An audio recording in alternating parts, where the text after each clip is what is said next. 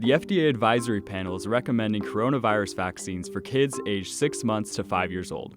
Here's what you need to know as the shots become available. What is the new guidance for vaccines for kids?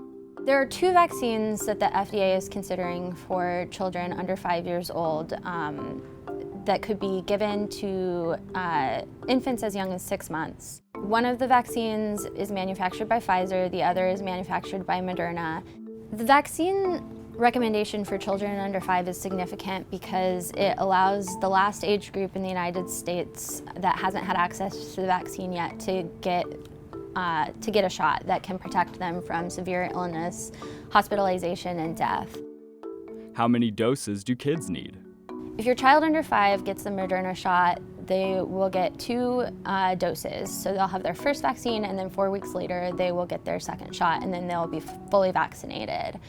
If you opt to get the Pfizer vaccine for your child, it's a 3-dose regimen. Your child would get their first dose, and then 3 weeks later, they would get the second dose, and 8 weeks after the second dose, they would get the third dose, and at that point, they would be considered fully vaccinated. Can kids expect side effects after vaccination?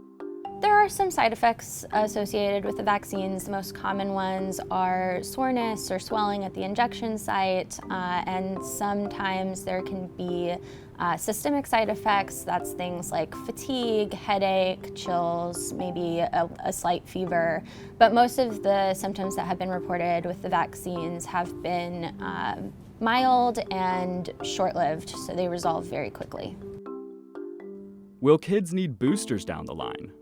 We don't know for certain, but the FDA has said in its analyses that it expects children under 5 will need boosters, just like most other age groups will need boosters. In part, that's because protection from vaccines wanes over time.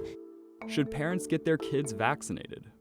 If you have any doubts or concerns or questions about whether the vaccine is right for your child, you should definitely talk to your doctor, because every kid's medical situation is going to be different, and your doctor is going to be the most familiar with that, and they'll have the best personal advice for you and your child. It's difficult to predict which children in that young age group will end up being severely ill and which ones will not. So vaccinating children in that age group may protect vulnerable children that you might not otherwise be able to identify until after they've contracted the virus.